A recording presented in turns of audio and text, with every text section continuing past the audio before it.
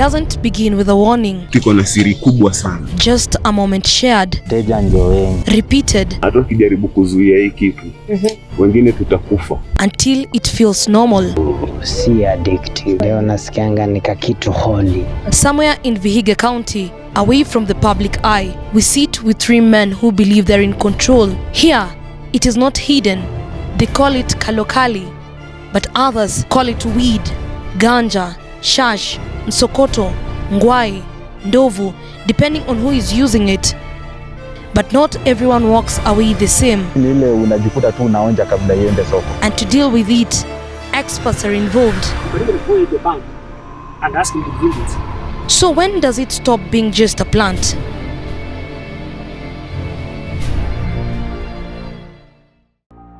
Huu ni mmea. Na ni mmea ambao uliundwa na Mungu, si binadamu. Anza kuitumia kama dawa ya kuku. Ni dawa muhimu sana. Wanunuzi ni kila mtu tunaona, lakini wengi ni umri 16 to 24 hapo. Ndio wateja ndio wengi hao sasa. Na siku ikienda mzuri naweza kuwa na 1000 zangu 3. Mwenyewe nimeitumia kwa watoto wangu. Watoto wangu madawa ya kienyeji hizi ndio dawa hao wanatumia. To Hillary, not his official name, this is just not a substance. It is a plant, something he believes can be used for treatment, not only for animal, but even for children, sold to young people, used without measurement, without processing, and without clear understanding of its effect. One is raw. It has not been processed, so the harmful substances have not been removed, which are causing things like hallucinations. It's a wrong thing, and if maybe that child is predisposed to developing hallucinations, they're likely to develop. Within this space, that risk is rarely seen and even less often questioned. For Eli, this is more than use. It is a belief and a conviction that what he is using cannot harm him. Kama mmea ukicheki ni mmea natural, ni mmea wenye tunaona ni sajame alitubariki nao. Ni mmea ambapo saa zingine unaweza kuwa umejazwa na hasira, lakini ukimeza tu kiasi inaleta peace. Hii mmea ni mmea haina dosage, si addictive. Genesis 29 wanazungumzia. Ukirudi from the first chapter to the last chapter of the scripture, ukirudi kwa Revelation chapter 22 verse 2 unaikuta hii. What does the Bible exactly say? Genesis chapter 1 and verse 29. And God said, Behold, I have given you every herb bearing seed, which is upon the face of all the earth, and every tree in which is the fruit of a tree yielding seed, to you it shall be for meat. Revelations chapter 22 and verse 2. In the midst of the street of it, and on either side of the river, was there the tree of life, which bare 12 manner of fruits, and yielded her fruit every month, and the leaves of the tree were for the healing of the nations. Leo nasikianga nika kitu holy. Interpretation gives meaning, but meaning does not always determine the effect. So what Bhang does, it increases the levels of dopamine, and usually when the dopamine is increased, it influences, so it causes someone to have a problem with how they are interpreting perceptions. So that's the main issue that happens. But this is just not a story of few individuals. According to Nakada, Bhang use in Kenya is most common among young people, especially young men between the age of 15 and 24. But beyond use, there is dependence. Hundreds of thousands of Kenyans are already struggling with cannabis addiction. And as numbers surge, the use of Bhang in Kenya has almost doubled from the last 5 years. Hand-rolled joints known as blunts and edibles like cookies and sim-sim take lead. But what begins as something controlled can quietly become something the mind and body begins to rely on, and for some, that reliance begins to feel necessary. Na kuenda nipatia meditation na kuwa cool. Kitu yenye nafikiria lazima nifanye. Kama ni kuchora, Yeah. Nina concentrate kabisa kwa ile kitu yenye ninafanya. Kama tool kwangu. Ukinipa kazi sasa na nikose hii, nitahangaika sana pale kwako. Juu kitu ya kwanza nitakuwa akili yangu haijaseti. Okay. Juu wakati nichoma inafanya na tulia, nikishatulia sasa inanipatia ile kitu yenye nina. Usually because of the influence on the perceptions, it disrupts how we perceive things, like maybe even the environment. You may be seeing, for example,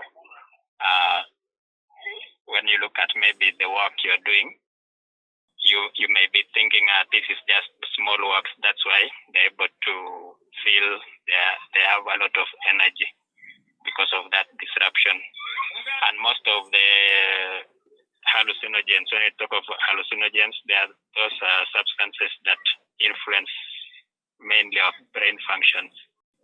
Even the Bhang will do the same thing, so that someone will be having an impairment in perceptions, how they are interpreting the stimuli within the environment.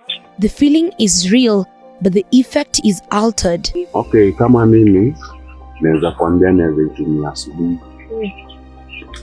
Nikiwa nimepatana na mtu pia anaitumia, bado nitaitumia. Okay. Sina time. Na kama hakuna pia hakuna. Muenda hata mwezi. So mimi naona kwangu iko afadhali sana. Hata ukijaribu kuzuia hii kitu, wengine tutakufa. Ni kitu iko kwa damu. Between belief and dependence, the line begins to disappear. It depends on the genetic makeup of somebody. There are people, even if they take Bhang, there'll be no influence at all. They'll just be normal. You've seen some people. You've heard of people who use Bhang, but there's no influence at all to their personality. But if somebody has a predisposition to the influence of the Bhang, when there is that disruption within the brain, that's why the person will be able to manifest the different manifestations. Some people can disrupt, while in others they can just tolerate. Recovery is not always a straight line.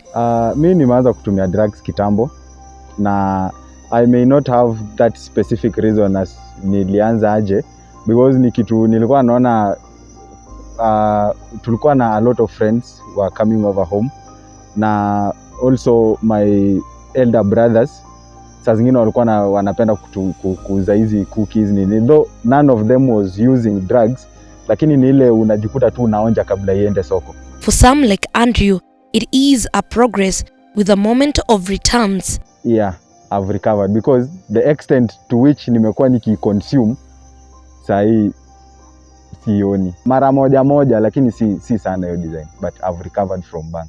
Next time they need to be followed up for quite a while, up to a point whereby you are no longer able to see, they're not experiencing any hallucinations mainly. If people are addicted, keep on repeating consuming that substance, and yet they've been seeing the harmful effects, but they keep on repeating the same. Even if somebody says I'm stopping taking that substance today, reaches a point the body keeps on demanding, and they're not able to see that it's a problem. The first step towards understanding addiction is addressing it. You know, drug abuse is a mental health condition. We even have a very big branch of psychology known as substance abuse. These are disorder in itself. There is no difference between casual use and addiction. Even those who become addicted, they do not plan to be addicted. They were using it casually just to relax, but at the end of the day, they became addicted. For someone to be addicted, some factors come in. There are those who have some genes which make them become addicted, and also those who are having other disorders, like now they are depressed, they easily become addicted. So you may find some people they take the drugs but not addicted, but some people can become addicted very fast. So again, several factors play in to make them be addicted. There are so many psychological factors techniques you can use. For example, there is what we call as explosion. If somebody is taking drugs, you can even boil the bang and ask him to drink it. In search of solution, some approaches push the limits of safety. You can put him in a room and put a lot of bang in it. He smokes until he just suffocates. From there, he can even fear taking it again. The debate continues in public spaces. Say is not harmful for those who know to use it rightfully. Because what I know, everything is harmful. Members of the Rastafarian community argue that cannabis is used for spiritual connection and should be legalized for religious freedom, as they point to its potential medicinal value and economic opportunity if regulated. Legalizing maybe for commercial use, like maybe for extracting substances for making drugs that are helpful to other people. So it can be a source of income to other people. But legalizing smoking will be having more harm than good to the population. But in Kenya, cannabis remains illegal, with authorities maintaining that its use poses risk to public health, particularly among young people. Secondary smoking